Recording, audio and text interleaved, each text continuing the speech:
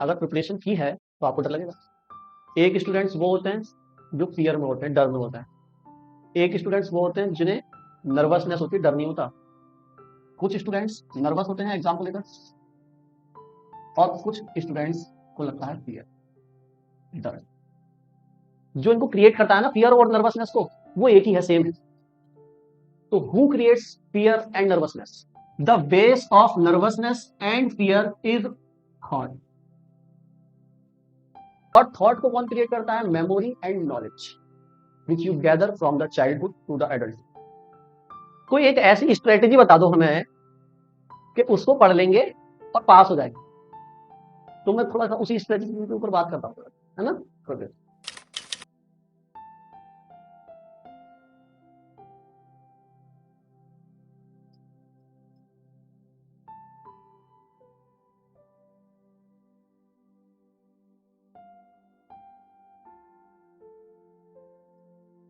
How to study, ठीक, पढ़ते कैसे। What is the strategy of topper? जो टॉपर बच्चे होते हैं वो किस तरह से पढ़ते हैं, उनकी क्या स्ट्रेटेजी होती है, आप वो बता दो हमको, हम उसी तरह से पढ़ लेंगे। ये क्वेश्चन रहता है स्टूडेंट्स में। अब मैं आपको बताना चाहूंगा एज ए टॉपर, क्योंकि आप सोच रहे हो भैया आपको कैसे पता टॉपर कैसे पढ़ते हैं। क्योंकि मैं class 5th to class 12 as a topper रह चुका हूं। देखो, एक क्लास में टॉप होना कोई बड़ी बात नहीं होती है, कोई भी टॉप हो जाता है। लेकिन उस टॉपर होने को, अपनी रैंक को मेंटेन रखना बड़ी बात होती है ना। आप 9th में टॉप आए, आप 10th में भी टॉप आए, आप 11th में भी टॉप आए, आप 12th में भी टॉप आए, तब आप टॉपर हो। कोई एक क्लास में टॉप आना इतनी बड़ी बात नहीं, बात है, इतनी बड़ी बात नहीं होती है। टॉपरनेस को मेंटेन करना बड़ी बात है, अपनी रैंक को मेंटेन करना। तो मैं क्लास 5th से क्लास 12 तक टॉप था, हर क्लास में टॉप। हर क्लास में मैंने 90+% अचीव किए। तो this experience I can tell you what is the strategy of topper. There is no strategy of topper. Topper की कोई स्ट्रेटेजी नहीं होती, कुछ नहीं होता है। मैं आपको बताऊं, मैं 8 घंटे पढ़ता था। आपसे आपसे मैंने कहा और आप भी 8 घंटे पढ़ने लगे। नहीं पढ़ा जाएगा आपसे। हो सकता है आप मुझसे ज्यादा पढ़ सको, आप 10 घंटे पढ़ सकते हो, तो आप मेरे कहने से 8 घंटे ही पढ़ रहे हैं। सबका अपना अपना इंडिविजुअल माइंड होता है, अपनी अपनी इंटेलिजेंस होती है, उसके अकॉर्डिंग हमें वर्क करना होता है। जो टॉपर बच्चा होता है, जो एक्चुअल में टॉपर होता है, वो किसी स्ट्रेटजी को फॉलो नहीं करता, वो अपनी स्ट्रेटजी खुद बनाता है। हाँ, कुछ बातें होती हैं जिनको ध्यान रखना होता है, कुछ सिली मिस्टेक्स होती हैं जो अब हमको नहीं करनी होती। वो मिस्टेक्स मैं आपको बता सकता हूँ, एग्जाम में क्या मिस्टेक्स नहीं करनी है और आपको किस तरह अपना शेड्यूल मेंटेन करना है, वो मैं आपको थोड़ा सा बता सकता हूँ। लेकिन ऐसी कोई स्ट्रेटजी एक्चुअल में होती ही नहीं कि मैं आपको वो बता दूं और आप उसको फॉलो कर आप टॉप हो जाओ, क्योंकि आप उसको फॉलो कर ही नहीं सकते ना। आपका ब्रेन अलग प्रोसेस करता है, मेरा ब्रेन अलग प्रोसेस करता है। हर बच्चे का जो ब्रेन है वो अलग अलग तरह से प्रोसेस करता है। हो सकता है आप मुझसे ज्यादा पढ़ सकते हैं, हो सकता है आप मुझसे कम पढ़ सकते हैं। तो आप अपने आप को ऑब्जर्व करें ना, कि आप कितनी देर तक एक सब्जेक्ट को पढ़ सकते हैं। आप अपना शेड्यूल, आपसे अच्छा आप खुद का शेड्यूल कैसे बना सकते हो? आपसे अच्छा कोई दूसरा बना सकता है? आपसे ज्यादा आपके माइंड को कोई दूसरा जानता है क्या? नहीं जानता ना, क्योंकि आप तो हो ना इस बॉडी के अंदर। आप जानते हो कि आपको क्या चीज करना अच्छा लगता है, क्या चीज करना बुरा लगता है। तो कोई दूसरा आपको कैसे बता सकता है कि ये करो? आपका माइंड उसको फॉलो ही नहीं करेगा। आप अपनी स्ट्रेटेजी खुद बनाएंगे। मैं क्या बताऊंगा आपको, मैं कुछ सिली मिस्टेक्स जो बच्चे करते हैं वो आपको नहीं करनी है, बस वो बता रहा हूं। बात समझ आ रही? सो फर्स्ट थिंग आप करेंगे, मेक स्टडी इन्वायरमेंट।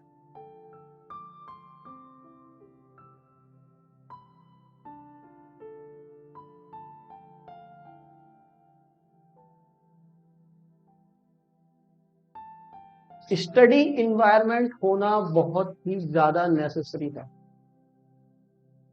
अगर आपका स्टडी इन्वायरमेंट नहीं है तो आप फोकस नहीं कर सकते। जैसे मैं आपसे एक क्वेश्चन पूछता हूँ, 3 इडियट मूवी किस किस बच्चे ने देखी है? सो व्हेन आई से कि 3 इडियट मूवी किस किस बच्चे ने देखी है, तो आपने अपना हैंड रेस किया। लेकिन अगर यही क्वेश्चन मैं आपसे बाहर पूछता, इंडिविजुअली एक जने से पूछता, किसी एक बच्चे से पूछता, तब भी आप ऐसे बताते मैंने देखी। आप अपना हैंड रेस नहीं करते ना। लेकिन अभी आप ग्रुप में बैठे हो तो मैंने कोई क्वेश्चन किया तो आपने अपना हैंड रेज किया। Why are you raising your hand? Because you are in tuition. ये इन्वायरमेंट ट्यूशन का है ना। तो कोई भी क्वेश्चन अगर पूछा जाएगा तो आप उस इन्वायरमेंट के अकॉर्डिंग बिहेव करोगे जिस इन्वायरमेंट में आप होगे। तो इन्वायरमेंट का हमारे बिहेवियर पर, हमारे नेचर पर बहुत ज्यादा इफेक्ट पड़ता है। तो स्टडी करने की जो पहली बात आपको अपने माइंड में रखनी है कि आपको स्टडी का क्या बनाना है? इन्वायरमेंट बनाना है। अगर आपके पास कोई स्टडी रूम है तो अच्छी बात है, अगर नहीं है तो उस रूम में कोई एक जगह ऐसी बना लीजिए जहां पर आप बैठकर केवल और केवल पढ़ेंगे, पढ़ाई करेंगे और कुछ नहीं करेंगे। आप वहां बैठकर खाना नहीं खाएंगे, आप वहां बैठकर फोन नहीं चलाएंगे, आप वहां बैठकर सोएंगे नहीं। केवल वो जगह स्पेसिफाई कर दीजिए कि ये जो जगह है मैं यहां बैठकर केवल और केवल स्टडी करूंगा। Then your mind will get that place, and whenever you get that place your mind process like that। आप उस स्टडी इन्वायरमेंट में आ जाएंगे और आप जैसे ही उस जगह पहुंचेंगे आप स्टडी करेंगे। आपने देखा होगा जगह जगह लाइब्रेरी बनी हुई है, बहुत लाइब्रेरी खुल रही है। तो बच्चे लाइब्रेरी में क्यों जा रहे हैं? क्योंकि उन्हें घर पर स्टडी इन्वायरमेंट नहीं मिल रहा। घर पर उनके पेरेंट्स हैं, फैमिली मेंबर हैं, रिश्तेदार आ जाते हैं, ये हो जाता है वो हो जाता है, तो उनका इन्वायरमेंट डिस्टर्ब हो जाता है। इसलिए वो एक पीसफुल प्लेस पर जाते हैं, लाइब्रेरी, और वहां उन्हें क्या मिलता है? Environment, study environment. Because study environment is very important for study. Okay, तो फर्स्ट थिंग क्या है, आपको क्या मेंटेन करनी है? आपका स्टडी इन्वायरमेंट बनाना है। अगर रूम है स्टडी रूम तो अच्छी बात, वरना उसी रूम में एक जगह ऐसी बना लेंगे जहां पर आपको क्या करनी है? केवल स्टडी करनी है और कुछ नहीं करना। ठीक। Second thing, don't study continuous.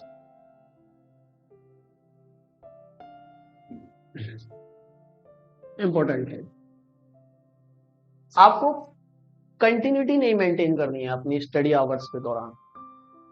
जैसे कई बच्चे मुझे मिलते हैं, वो कहते हैं भैया मैं 12 घंटे पढ़ता हूँ, मैं 11 घंटे पढ़ता हूँ, मैं 8 घंटे पढ़ता हूँ। अब होता क्या है, your brain is like a electronic device.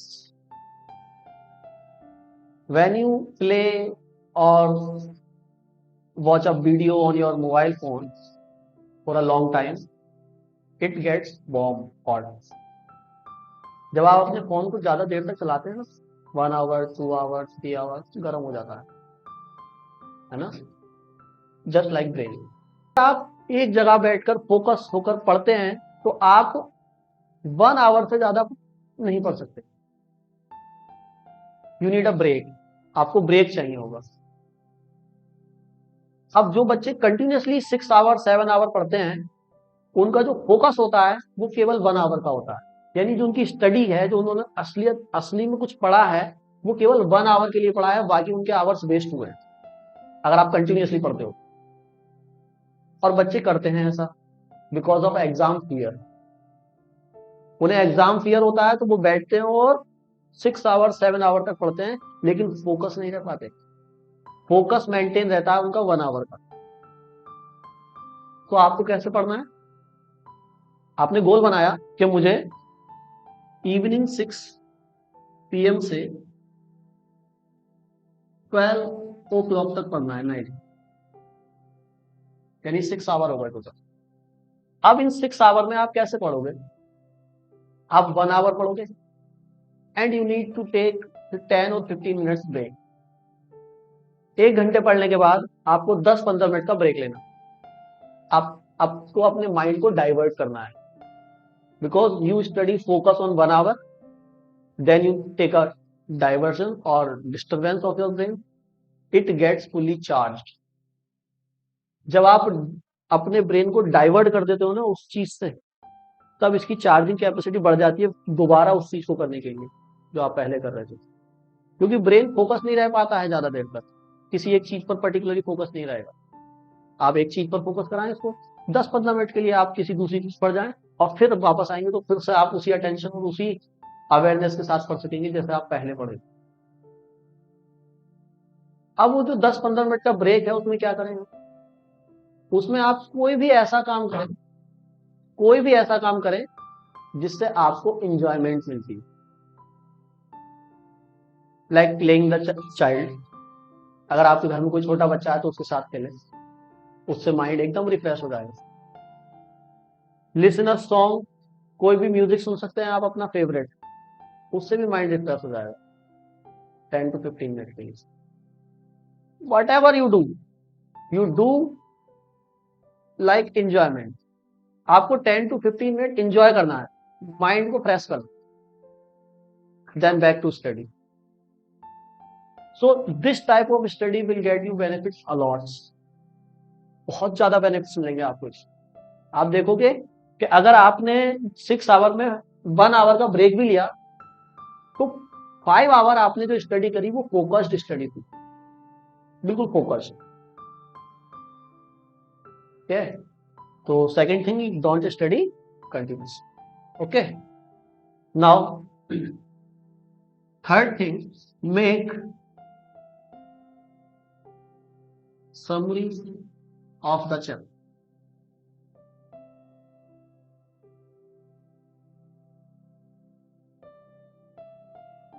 Make summary of the chapter. Important point. आप पढ़ते कैसे? एक चैप्टर पढ़ा आपने, फिर सेकंड चैप्टर पढ़ा, फिर थर्ड चैप्टर पढ़ा, फिर फोर्थ चैप्टर पढ़ा, ऐसे नहीं पढ़ना। सपोज करो आपने एक चैप्टर पढ़ा, अब आपको क्या करना है? एक रफ पेपर लेना है या रफ कॉपी लेनी है, उस रफ कॉपी पर उस चैप्टर के की पॉइंट्स लिखने हैं आप। क्योंकि जब आप दोबारा पढ़ेंगे तो आप उस चैप्टर को पूरा ना पढ़कर केवल वो की पॉइंट्स को रिवाइज करेंगे। आपको पूरे चैप्टर की एक समरी बना देनी है रफ कॉपी पर, रफ नोट्स बना देना है। अब वो नोट्स आपको सजाने नहीं है, जो आप रफ कॉपी पर बना रहे हैं वो सजा कर नहीं बनाने हैं, वो अपने माइंड में जैसे आ रहा है वैसे लिख देना है। बस ऐसे लिखना है कि आप उसको समझ सके। पूरे चैप्टर की जब एक पेपर पर समरी आ जाती है या 2 पेपर पर समरी आ जाती है तो आप उस समरी को पढ़ेंगे तो पूरा चैप्टर रिवाइज होगा। फिर आपको उतना टाइम उसमें वेस्ट नहीं करना पड़ेगा पूरा चैप्टर रिवाइज करने के लिए। Suppose you study a physics chapter, आपने फिजिक्स का कोई चैप्टर पढ़ा, तो अब आपको क्या करना है? जो आपने चैप्टर पढ़ा है उस चैप्टर्स के सारे फॉर्मूलाज, सारे की पॉइंट्स, आपका जो रफ कॉपी है उस पर आपको नोट करना है की पॉइंट वाइज। इस तरह आपको स्टडी करनी है। ठीक है, तो third point, make summary of the chapter. Fourth point क्या है हमारा? राइट इन सीक्वेंस। अब जब आप एग्जाम हॉल में बैठे होंगे आपको एग्जाम कॉपी दी जाएगी, तो बहुत से बच्चे मिस्टेक्स करते हैं, आपको आंसर लिखना ही नहीं आता है। बहुत से बच्चे आंसर लिखने में मिस्टेक्स करते हैं। तो राइट इन सीक्वेंस मैंने लिखा फोर्थ पॉइंट, मतलब जब आप उसमें आंसर लिखेंगे तो आपको एक सीक्वेंस मेंटेन करना है। अब सीक्वेंस कैसे मेंटेन करना है? ध्यान सुनना मेरी बात। आपने फर्स्ट क्वेश्चन देखा, आपसे नहीं आता, आपने पास कर दिया। सेकंड क्वेश्चन देखा, नहीं आता, पास कर दिया। थर्ड क्वेश्चन देखा, आता है, तो कॉपी पे डालेंगे आंसर थर्ड और क्वेश्चन थर्ड। क्या डालेंगे कॉपी पर? आंसर थर्ड, आंसर लिखा है ना आप कॉपी में, वो आपकी आंसर कॉपी है ना, बच्चे लिखते हैं क्वेश्चन थर्ड, क्वेश्चन थर्ड नहीं, answer third, and you right all the answer in it and move on. Fourth question नहीं आता, पास। फिफ्थ क्वेश्चन नहीं आता, पास। सिक्स क्वेश्चन आता है, आंसर 6, राइट इट। अब स्टूडेंट्स क्या करते हैं, जनरली स्टूडेंट्स क्या करते हैं, क्वेश्चन फर्स्ट नहीं आता, पास। क्वेश्चन 24 आता है, राइट इट, डायरेक्ट पहुंच जाते हैं लास्ट में। फिर देखते हैं, अरे क्वेश्चन थर्ड आता है, 24 के बाद थर्ड, 15, 10, 12, 11, ये सीक्वेंस हुआ क्या? अगर आपने ये सीक्वेंस मेंटेन नहीं किया तो होता क्या है, जो एग्जामिनर कॉपी चेक करते हैं ना आपकी, वो उनके पास आंसर शीट होती है, क्वेश्चन पेपर होता है, और आपकी आंसर शीट की कॉपी होती है, वो जो आप जिसमें आपने लिखा है, और जो क्वेश्चन पेपर है उसका क्या होता है, उनका आंसर शीट होती है। अब जब वो आपकी कॉपी चेक करेंगे तो आपने क्वेश्चन 1 किया है, ठीक, फिर आप पहुंच गए डायरेक्ट क्वेश्चन 24 पर, तो वो आंसर शीट में देखेंगे क्वेश्चन 24, ठीक है, फिर 24 खुला है ना उनका आंसर शीट में। फिर आगे आपने आगे बढ़ा, आपने 25 किया, आपने 26 किया, फिर आप पहुंच गए क्वेश्चन 15 पर पहुंच गए, तो अब वो आंसर शीट को पलटेंगे, फिर 15 पे जाएंगे, फिर आंसर देंगे, फिर चेक करेंगे। तो इससे क्या होगा, बहुत ज्यादा इरिटेशन हो जाएगी टीचर के माइंड में, जो एग्जामिनर आपकी कॉपी चेक करेगा, बार बार वो आंसर शीट आगे पीछे आगे पीछे आगे पीछे करेगा, और अगर टीचर इरिटेट होता है ना, उसका दिमाग खराब होता है, तो वो फिर आंसर इस तरह से चेक करेगा कि ये बच्चा ऐसे ही है, इसने सीक्वेंस मेंटेन नहीं करा, इसने जो आते हैं वो कर दिए बस, तो वो उसके माइंड में ना आपकी कॉपी की इमेज बन जाएगी, आपकी इमेज बन जाएगी उसके माइंड में कि बच्चा कैसा रहा होगा पढ़ने, तो फिर आपके मार्क्स वहां पर निगेटिव में जा सकते, कट सकते। तो अगर नहीं आता तो उसको पास कर दो। अब बहुत से बच्चे ऐसे करते हैं, यार क्वेश्चन थर्ड आता है लेकिन डाउट है, डाउट है, पास भी नहीं कर सकते, और अगर अगला लिख देंगे तो फिर ये छूट जाएगा, फिर सीक्वेंस मेंटेन नहीं हुआ अगर आगे करेंगे इसको, है ना। तो आप क्या करो, उसको क्वेश्चन को, उस आंसर को, उसके लिए एक पेज छोड़ दो ना, खाली जगह छोड़ो, उसके लिए पेज छोड़ो, पेज छोड़ने के लिए मना थोड़ी ना किया है, अगले पेज पर अगला क्वेश्चन करो, बात में आती है, ऐसे कर दो। और अगर आपने एक पेज पर आंसर लिख दिया अपना पूरा, तो जो नेक्स्ट आंसर होगा वो आपको नेक्स्ट पेज पर करना है, भले ही उसके नीचे कितनी भी जगह क्यों ना हो, वो आपको छोड़ देंगे।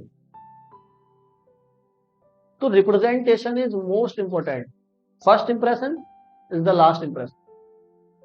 अगर आपका इंप्रेशन ठीक नहीं हुआ, कॉपी का रिप्रेजेंटेशन ठीक नहीं हुआ, तो आप कितना भी चाहे उसमें अच्छा क्यों नहीं लिख कर आए, उसके मार्क्स कट जाते हैं। अगर आपने एक पेज पर एक आंसर लिखा, तो सेकंड आंसर सेकंड पेज पर लिखना है आप, अंडरस्टैंड। अब लाइक बहुत छोटे छोटे आंसर होते हैं, हमने देखा है, वेरी शॉर्ट क्वेश्चन आंसर आते हैं, तो वेरी शॉर्ट क्वेश्चन आंसर बच्चे गलती क्या करते हैं, एक पेज पर सारे लिख देते हैं answer, answer 1, answer 2, answer 3, answer 4, answer 5, ये मिस्टेक आपको नहीं करनी है। अगर very short answer type question है, तो एक पेज पर मिनिमम 2 और 3 आंसर लिखने हैं आपको, गैप देकर, एक पेज पर 2 लिखे हैं आप, 2 आंसर्स, बीच में गैप होगा, सेकंड पेज पर 2 आंसर, बीच में गैप। इससे क्या होता है, जो मैं बताऊंगा, अगर आपने एक ही पेज पर सारे वेरी शॉर्ट आंसर लिख दिए ना, तो टीचर जब चेक करता है ना, तो हो सकता है कि उसका बीच में से जो मार्किंग वो देंगे आपको, वो मार्किंग एक दो क्वेश्चन की आंसर की रह जाए, क्योंकि आपने एक ही पेज पर इतना हौच-पौच कर दिया ना, सारे आंसर एक ही पेज पर लिख दिए, तो एक दो आंसर उनसे मार्क्स देने से छूट जाते हैं। तो वो क्यों करेंगे आप एक पेज पर, ये जैसे आपका पेज है कॉपी का, तो आप इस पर 2 आंसर लिखेंगे बस, वेरी शॉर्ट टाइप आंसर, ताकि यहां पर वो चेक करेंगे, यहाँ 2 मार्क्स देंगे, यहाँ चेक करेंगे, यहाँ 2 मार्क्स देंगे। अब एक ही पेज पर अगर आप सारे आंसर लिख दोगे वेरी शॉर्ट, ये, तो वो चेक करेंगे यहाँ यहाँ 2 मार्क्स 2 मार्क्स 2 मार्क्स, खत्म। क्वेश्चन करे थे 5, 2 मार्क्स मिले 3, करेक्ट थे सारे 5, समझ गए। तो वेरी शॉर्ट आंसर आपको गैप देकर करना है, एक आंसर एक पेज पर करना है, अगला आंसर दूसरे पेज पर, शॉर्ट की बात कर रहा हूँ, वेरी शॉर्ट तो 2 कर सकते हैं आप एक पेज, ठीक है। ये फिफ्थ एंड लास्ट पॉइंट मैं आपको बताना चाहूंगा, जो कि बहुत ज्यादा इंपॉर्टेंट है, बच्चे बहुत गलती करते हैं। Don't study in exam time. Exam time का मतलब वो वाला एग्जाम टाइम नहीं, मतलब अब बच्चे क्या करते हैं, 10 बजे से एग्जाम है आपका मॉर्निंग में, मान लेते हैं, अगर बाइक पर बैठ के भी जा रहे हैं ना एग्जाम सेंटर, तो कॉपी हाथ में होती है, रिवीजन हो रहा है, आगे बाइक वाला चला रहा होगा, उसकी कवर पर कॉपी रख लेंगे खोलकर और रिवीजन कर रहे हैं बैठ। मैंने देखे बच्चे, मेरा जब सेंटर गया था, मैं एग्जाम देने गया था, तो वहां बच्चे पेड़ के नीचे बैठ बैठ कर पढ़ रहे थे एग्जाम सेंटर के बाहर। तो ये क्या है, अगर इसको साइकोलॉजिकली देखा जाए तो ये आपके ब्रेन में और ज्यादा टेंशन क्रिएट कर रहा है, इससे आपका ब्रेन और ज्यादा पैनिक हो जाएगा। आप जो चीज वहां पढ़ेंगे ना, बिल्कुल एग्जाम टाइम पर जो चीज पढ़ रहे होंगे, केवल वही चीज आपके माइंड में स्टक रहेगी, बाकी सारा ब्लैंक हो जाएगा बिकॉज ऑफ पैनिक। आप क्यों पढ़ रहे हैं वहां बैठकर, क्योंकि आपको डर लग रहा है कि ये वाला भी तो आ सकता है, ये क्वेश्चन भी तो आ सकता है, अरे इसको और रिवाइज कर लूं एक बार, ये भी आ सकता है। तो पैनिक में जब ब्रेन आ जाता है ना, एक बार आपके ब्रेन में जब टेंशन आने लगता है ना, तो ब्रेन टेंशन, तो ये समझ लो आपको ब्रेन के अंदर बहुत ही स्ट्रॉन्ग डिफेंडिंग सिस्टम लगा हुआ है, ये टेंशन को बिल्कुल रिलीज कर देता है। अभी देखता है टेंशन हो रही है, अच्छा किस चीज से हो रही है, अच्छा स्टडी से हो रही है, सारी स्टडी ब्लैंक, भूल जाओगे सारा। आप ब्रेन को कंट्रोल नहीं करते हैं, ब्रेन आपको कंट्रोल करता है ना। बहुत से लोग सोचते हैं कि हम अपने ब्रेन को कंट्रोल कर सकते हैं, वो गलत फहमी है, ब्रेन उनको कंट्रोल कर रहा है। सो आपको एग्जाम टाइम पर नहीं पढ़ना है। अगर आपका एग्जाम 10 बजे से है, तो आप 8 बजे या 9 बजे से अपनी बुक्स और नोटबुक्स बंद कर देंगे, जितना भी रिवीजन करना है, जितनी भी प्रैक्टिस करनी है, 9 बजे तक कर देंगे। 1 घंटा और 2 घंटे पहले आपको एग्जाम से पहले नहीं पढ़ना है, बिकॉज इट क्रिएट्स पैनिक, और when you get into panic you forget all things. आपको केवल वही याद रहेगा जो आपने फिर उस पैनिक में पढ़ा होगा। आपने कुलाम्स लॉ पढ़ा, टेंशन लो, तो आपको बस कुलाम्स लॉ याद रहेगा, बाकी जो पूरी दिन रात एक की थी, सब स्टडी की थी, वो सब 50% 20% रह जाएगी बस। ये मैं अपने एक्सपीरियंस से बता रहा हूँ आपको।